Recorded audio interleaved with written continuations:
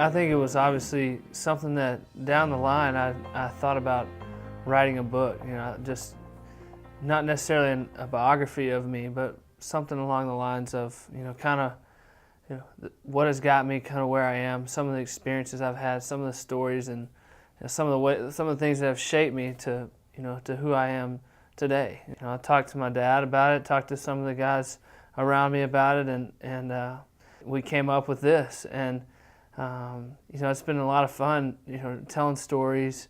The book has a lot of principles that my mom and dad used to kind of raise me, and some of the things that, that they taught me at a young age and growing up. It kind of boiled out of I've been coaching my whole life, and a lot of it I coach Colt, and I'm doing a lot of motivational speaking and working with coaches all over the country. And I had given a keynote somewhere where some people had took some notes about some of the things that we do on our teams and some of the things that I did with our kids in raising them. And they said, look, that would make a great book. Would you put those principles down and kind of talk about Colt? I think people were interested in knowing how he was raised, how he was able to go from a small school to a large university and now the NFL and be successful on this stage so far. So I think that's where it came out of, was just some principles that his mom and I have raised our kids by, and also those principles that we coached our teams with through the years.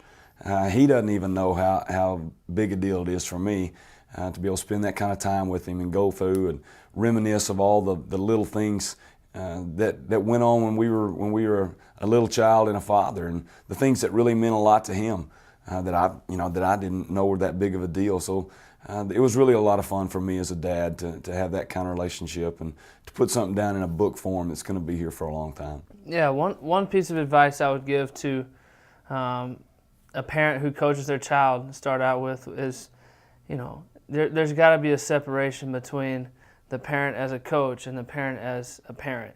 And I think my dad did a great job of that when we were growing up, because I had my dad as my coach, and I knew the difference between my dad being a coach and my dad being a dad, and I think that was huge, especially at a young age growing up. And a piece of advice for a kid who has one of their parents as a coach would be, understand that they're a coach and they have responsibilities to take care of not only you but the rest of the team, and they're going to hold you to a higher standard. They're going to expect more out of you, because nothing's going to be given to you. I just remember, sometimes being really frustrated because it was clear that I was, should be playing and should be the starter and should be on varsity, but I had to earn it 10 times over just so it would be clear to not only my team, my teammates, but to the community. And so you're going to have to work that just a little bit harder. You're going to have to go that extra mile, and just understand that every coach's kid has to do the same thing.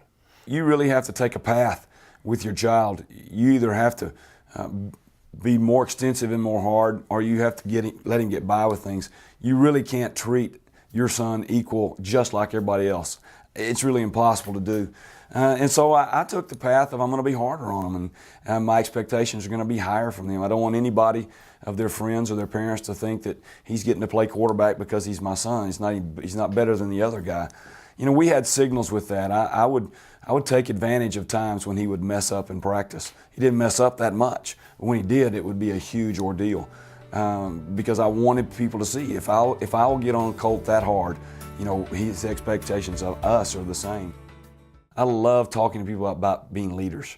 What does it take for us to be leaders in our world today? And I truly believe the definition of a leader is one who cares about the success of others. And so that's what this is about.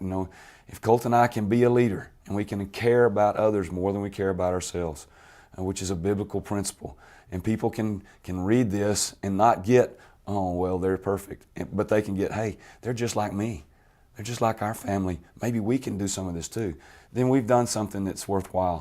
Some of the things I hope people will come away with after they read the book is, I guess, know a little bit about, me. Some of the stories that have shaped me, some of the experiences that I've had, and hopefully, I don't want them to think this as a biography of me, like I've done it, I've made it, I'm in the NFL. I've got my focus and my sights are set on a long career in the NFL. I want to play for a long time. Guys, majority of them write a book after they win the Super Bowl and those type of things. So that's not what this book really is. This book is aimed towards helping parents with their kids. It's got my dad's and mom's principles that they really tried to use on me growing up.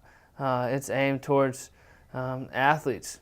Maybe they'll have some of the same experiences I had in college. I went through some ups and downs, a lot of success and sometimes no success, and it was hard. So it's geared towards a lot of different age groups, different people, and I hope that somebody out there can take away something from here and apply it to their lives and learn and hopefully be stronger in a situation that I was in where I wasn't as strong, or be better at handling something than I was. And it's a teaching book. It helps people, and hopefully it'll help somebody out there. And if it helps one person, then I was supposed to write the book.